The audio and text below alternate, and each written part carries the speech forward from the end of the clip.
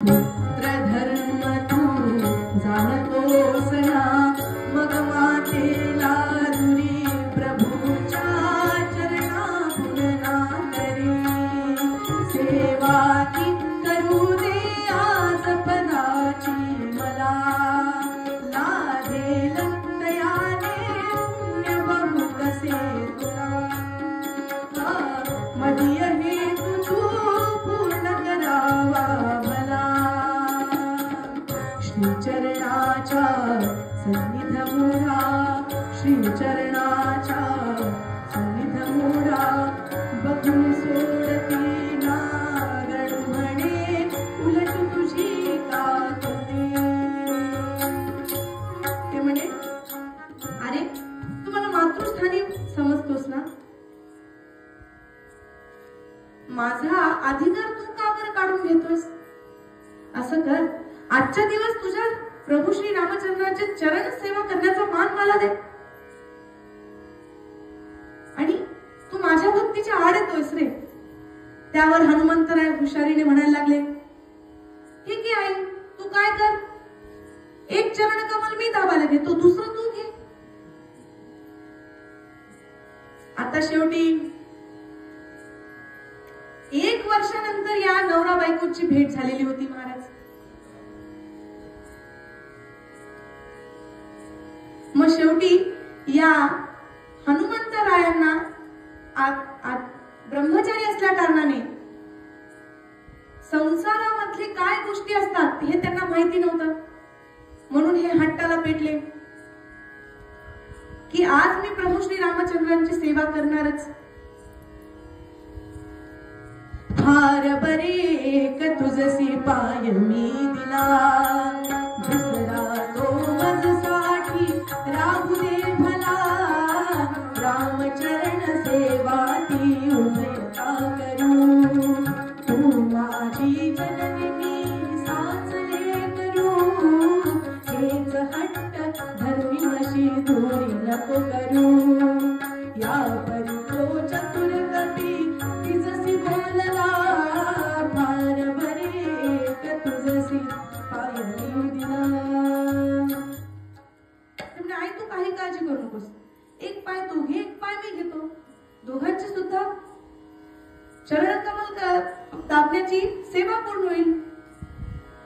आता या वागण्याला प्रभू श्री रामचंद्रांनी स्मित हास्य केलं. शेवटी जिथे वत्सल प्रेम असेल महाराज, तिथे कोणाचंच काही चालत नाही. म्हणून प्रभू श्री रामचंद्र हनुमंताला म्हणायला लागले, श्रीराम म्हणणे हे मारुती, की जनकतनया जानकी सती. आज या पलंगावरी शयन कराया इच्छितसे. ते म्हणे, हनुमंता आज तुझ्या आईची इच्छा आहे की या मंचकावरतीच आराम करण्याची तिची आज इच्छा आहे. त्यावर हनुमंतरांना अरे वा वा म्हणे, किती छान झालं. काय करा म्हणे, आईंना इथे आराम करू द्या, आपण दोघ जण जाऊ म्हणे दुसरीकडे. आता हे ऐकल्यानंतर रामराय म्हणाले, आता याला कसं समजावं. पुन्हा एकदा म्हणायला लागले, का बरं बाळा असा हट्ट करतोयस. आतापर्यंत एकही गोष्ट तू माझी नाकारली नाहीस किंवा माझी आज्ञा मोडली नाहीस, आज का बरं असं करतोयस. त्यावर हनुमंतराय म्हणाले की भगवान, या आधी मी कुठल्याही कामाशिवाय तुमच्यापासून लांब गेलेलो नाही. आज मला कुठलंच काम नाहीये, मी का बरं जाऊ, माझा सेवेचा मान का बरं मी सोडू. त्यावर म्हणायला लागले हनुमंतराय, कामा वाचून तव पायाच्या पासून आजवरी झालो नवतो राघवाधुरी. जो प्रिय तोच मी आज नकोसा तुला, जागलो नशीब हे खडतर कळले मला. माकड मुळीच मी योग्य तुझ्या सेवेला, नाही नाही दाशरथे हे नको जणके भुवरी तो देतो मानता सत्वरी. त्यामुळे आजपर्यंत मी तुम्हाला एवढा प्रिय असणारा भक्त आज नकोसा झालाय असं म्हणून हनुमंतरायांनी त्रागा करायला सुरुवात केली. महाराज, मी माझ्या भगवंताला जर काही नको असेल तर माझ्या जगण्यामध्ये काहीही अर्थ नाही असं म्हणून हनुमंतरायांनी तोंडातली जीभ पकडली आणि जोर जोरात ओढून देह त्याग करण्याचा प्रयत्न केला. महाराज, त्यावर प्रभू श्री रामचंद्र म्हणाले, अरे अरे असं काही करू नकोस बाळा, तू मला प्रियच आहेस, अख्ख्या जगाला माहिती तू मला प्रिय नाहीस असा नाही, पण तुला गृहस्थ आश्रमातले काही गोष्टी असतात, काही प्रमुख कारणे असतात, ते तुला माहिती नाही. ते म्हणे ठीक. आता ह्या सगळ्या गोष्टी हनुमंतरा ऐकत होत्या.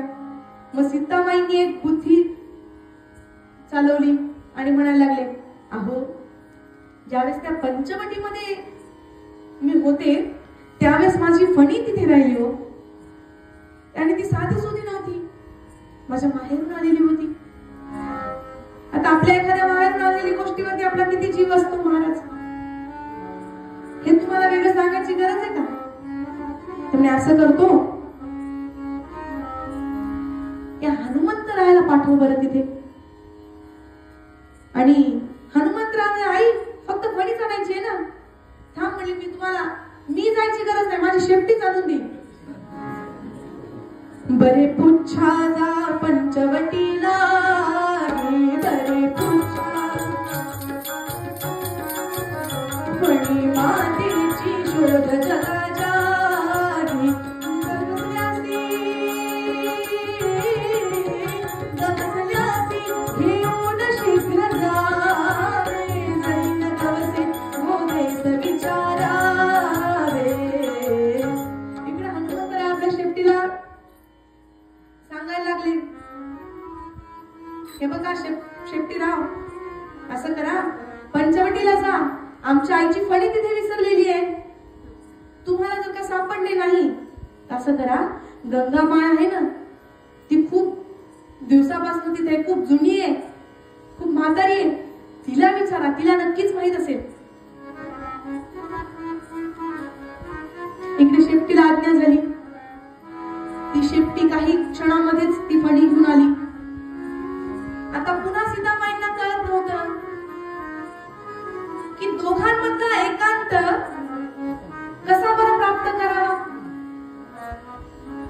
मग शेवटी सीताई म्हणायला लागल्या प्रभू श्री रामचंद्रांना, अहो तुम्हाला माहिती का की त्या रात्रीला जी रोहिणी असते, जी चंद्राची बायको, तिला त्या रोहिणीला आलिंगन द्यायचंय, पण ती त्या चंद्राची इच्छा पूर्ण करण्याकरता त्या रोहिणीला कळलेलं आहे, पण आपल्या त्या दोघांच्या मध्ये आलेला हा जो काळा कुट्ट मेघ आहे त्याला ते कळत नाहीये. आणि शेवटी त्या मेघाला जर का हलवायचं असेल तर त्या वरुण देवतेला सांगावं लागेल. आता वरुण देवतच याचे वडील आहेत बाप्पा, म्हणे कसं करावं. आता या सगळ्या गप्पा हनुमंतरायाला कळत नव्हत्या महाराज, कारण आजीवन ब्रह्मचार्याचं पालन केलेलं होतं. गृहस्थाश्रम काय असतो याचं काहीच माहिती नव्हतं. आता ही गोष्ट हनुमंताला कळत नव्हती, म्हणून प्रभू श्री रामचंद्र चिंतेमध्ये होते. आता रामांच्या चेहऱ्यावरची चिंता हनुमंतरायाला कळाली आणि म्हणायला लागले, चिंता ऐसी प्रबल कसली लागली रामराया, सांगा सांगा झणी मज प्रती जोडितो मी कराया. सौमित्राच्या स्तव तव कृपे आणिला द्रोण रामा, आद्री हे तू म्हणून कथने सेवका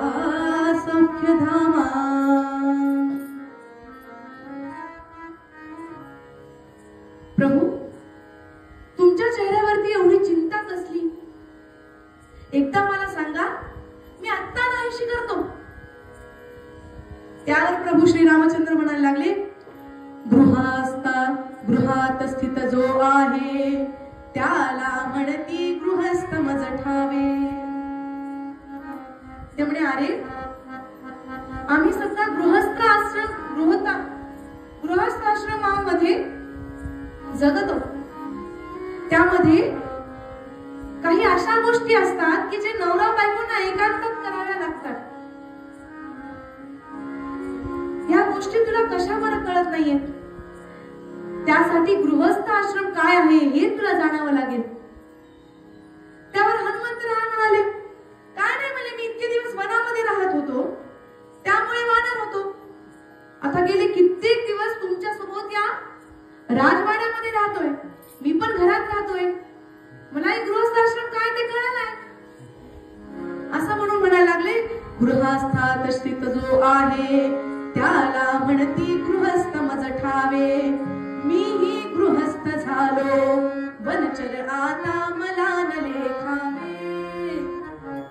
आता मी सुद्धा तुमच्यासारखा झालेलो आहे, पण मला काय तुम्ही वंचन समजू नका. आता शेवटी पुन्हा एकदा प्रभू श्री रामचंद्रांनी सांगायचा प्रयत्न केला, गृहस्थ गृहिणीमुळे बसत गेही तो ना खरा. अतुल बलवान तू जगती ब्रह्मचारी पुरा. कदान पती पत्नीच्या विभूत जाय शय्या गुहा.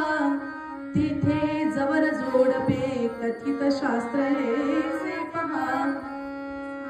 तेवढे गृहस्थाश्रमामध्ये असणारे पती पत्नी ज्यावेळेस एकांतामध्ये असतात त्यावेळेस त्यांच्या शयनगृहामध्ये कोणीही जाऊ नये हे शास्त्र सांगते.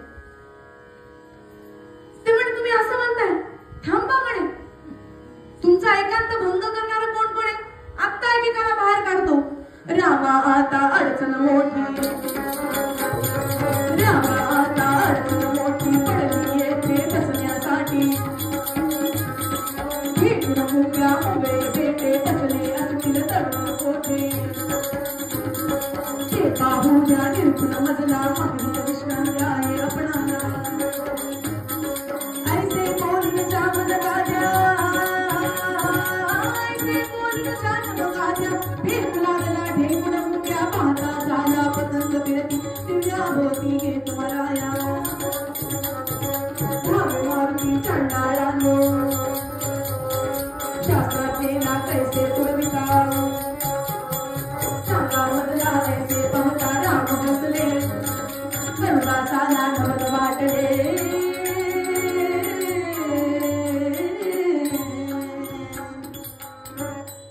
ते म्हणे, अहो थांबा म्हणे, इथं कितीतरी मुंग्या आहेत, कितीतरी ढेकणं आहेत, या सगळ्यांना मी आता हाकलतो, यांना काही शास्त्राचं ज्ञान नाही म्हणे. असं म्हणून त्या हनुमंतरायाने गाद्या फेकायला सुरुवात केली. ज्या काही उषा असतील ते फेकायला सुरुवात केली. मुंग्यांना धरून हाताने चिरडायला सुरुवात केली. का रे माझ्या आई बाबांची एकांतता भंग करताय असं म्हणून पुन्हा एकदा प्रभू श्री रामचंद्रांना मनातल्या मनात हसू आलं. हे अशा कशा माणसासोबत आपला आज कोणाचा चेहरा पाहिला होता बाप्पा असा विचार करायला सुरुवात केली. आता कसं असतं, एखादी गोष्ट थोडी झाली तर त्याचा आनंद असतो, जास्त झाली की रडू यायला सुरुवात होते. म्हणून प्रभू श्री रामचंद्र हनुमंतरायांना समजवायला लागले की अरे बाळा, झाल्यास जाणातिरेक पहा हा विनोद. सर्वांशी होऊन बसे जगतात वाद. असल्या जांभाई मला त्रुटी वाजवावी. सेवा अशी महाबळे मम तू करावी. तुला माझी सेवा करण्याची इच्छा आहे की नाही? तू असं कर, तू चुटकी वाजवली, मला जांभई आली की तू चुटकी वाजव. आज तुझी हीच सेवा म्हणून. इकडे पुन्हा हनुमंतरायांना आनंद झाला. तेवढे वा वा वा वा म्हणे, भगवंता काय मस्त सेवा दिली तुम्ही आज मला. आता तर 4 फूट लांब होतो म्हणे, आता 1 फुटाच्या अंतरावरच येऊन मला बसावं लागेल. तुम्ही जांभई देवी मला मला चुटकीच वाजवता आलं नाही तर कसं करा? आता हे सगळं हनुमंतराय बोलायला लागले. इकडे प्रभू श्रीरामचंद्रांना प्रश्न पडला की या मारुतीरायांना समजवावं तरी कसं? ते म्हणे, अरे तुला माहितीये का आम्ही दोघं कोण आहोत? ते म्हणे, साक्षात तुझ्या ही प्रकृती आहे आणि मी पुरुष आहे. या दोघांचं मिलन होणं फार गरजेचं आहे. त्याशिवाय या अख्ख्या पृथ्वीचा भार कसा चालेल? त्यावर पुन्हा आपले हनुमंतराय म्हणायला लागले, तू राम पुरुष साक्षात प्रकृती स्थिता, कोठेही तुम्हा वाचून राहिला ठावणारता. मग दूर कोठेनी जाऊन स्थान दाखवा मला, रेणू तव व्यापिले सर्वदा. ते म्हणे, आई प्रकृती आणि तुम्ही पुरुष, तुमच्या दोघांना वाचून या अख्ख्या ब्रह्मांडामध्ये तुम्ही नाही आहात असं कुठलं स्थान आहे बरं? आणि असं म्हणताय की मी तुमच्यापासून लांब जाऊ? मी कुठे निराळा तरी राहिलो दुरी, मी कुठे निराळा तरी राहिलो दुरी. तुझ्या गुणहरी ज्ञान हे झाले, तव कृपे मला चांगले प्रभू. ते म्हणे, तुमच्यापासून मला हे सगळं ज्ञान मिळालं आणि तुम्ही मला तुमच्यापासूनच लांब करताय. आता शेवटी प्रभू रामचंद्र वैतागून म्हणाले, तू आता असं कर, मला जांभळी याची वाट बघू नकोस. तू जेव्हा चुटक्या वाजवशील तेव्हा मला आपोआपच जांभळी येईल. तुम्ही जा बाबा इथून. आता शेवटी भगवंताचा आदेश मारुतीरायांनी ऐकला. तिथून ते निघाले. ते निघता क्षणीच सीतामाईंनी छान भूतांचा छान विडा तयार केला आणि प्रभू श्री रामचंद्रांच्या मुखामध्ये ठेवला आणि पादसंवहन करायला सुरुवात केली.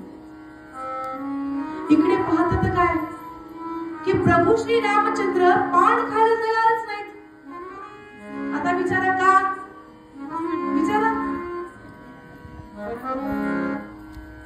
का ते सांगते. म्हणा बरं, श्रीराम जय राम जय जय राम, श्रीराम जय राम जय जय राम,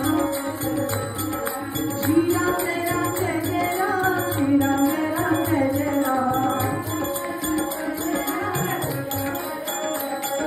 श्रीराम जय राम जय जय राम, श्रीराम जय राम जय जय राम, श्रीराम जय राम जय जय राम,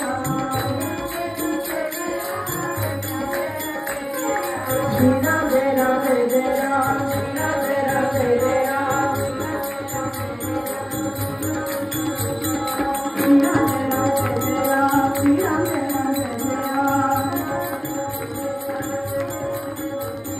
श्रीराम जय राम जय जय राम,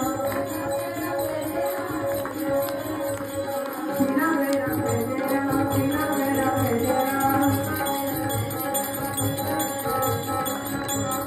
श्रीकांत स्मरण जय जय राम. इकडे हनुमंतरायांनी भगवानांनी काय सांगितलं होतं त्यांना की तू चुटकी वाजवलीस की मला जांभळी येईल. पण इकडे हनुमंतरायांनी दोन्ही हाताने चुटक्या वाजवायला सुरू केली आणि पुन्हा एकदा श्रीराम जय राम जय जय राम,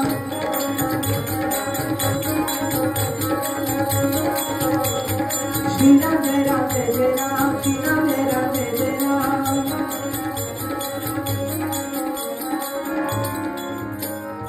इकडे जे चुटक्या वाजवत वाजवत भगवंताचं नामस्मरण सुरू होतं.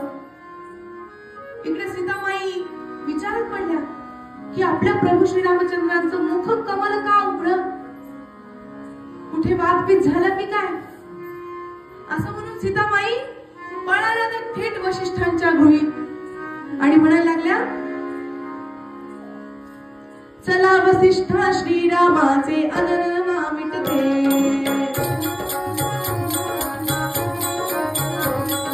काय झाला बात कळे ना या मज अबलिते,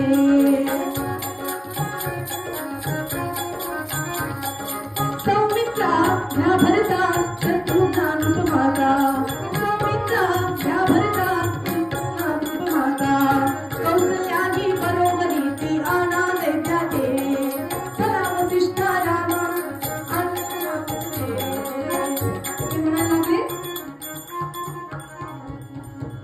ऋषी वशिष्ठ, अहो बघा श्री रामचंद्रांना काय झालं, प्रभूंना कुठे वाद झालाय की काय, तोंड बंद व्हायलाच तयार नाही, चला चला चला चला. असं म्हणून वसिष्ठांना सीतामाई प्रभू श्री रामचंद्रांच्या कक्षेमध्ये आले. येता येता वसिष्ठ म्हणायला लागले, अगं माय, भगवंताला वाद येणं शक्य आहे का ग, तेवढे मारुती कुठे ते सांग. मग जी काही सगळी घटना घडली होती ती सगळी सीतामाईंनी सांगितली. तेवढे वाद बीत काय नाही म्हणे, इकडे हनुमंतरायचं चुटकी वाजत वाजत भजन चालू आहे, श्रीराम जय राम जय जय राम, श्रीराम जय राम जय जय राम, श्रीराम जय राम जय जय राम, श्रीराम जय राम जय जय राम, श्रीराम जय राम जय जय राम, श्रीराम जय राम जय जय राम. इकडे बाकी सगळे जण सैनिक आले, हनुमंतरायांना असं उचललं.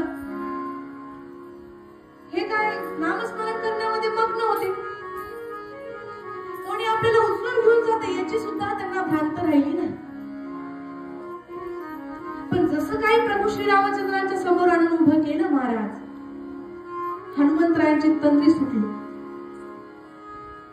पुन्हा एकदा प्रभू श्री रामचंद्रांना नमस्कार केला आणि हाताच्या चुटक्या वाजवणं बंद झाल्या होत्या महाराज. इकडे पाहतात तर काय पुन्हा प्रभू श्री रामचंद्रांचा मुखकमल जसं होतं तसं झालं.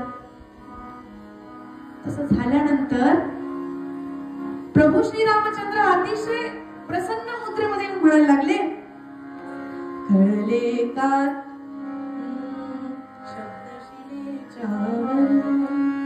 कळले का तुझ सीते, कळले का तुझ सीते, मारुती मजला प्रिय किती ते, कळले का सीते, जाणू तो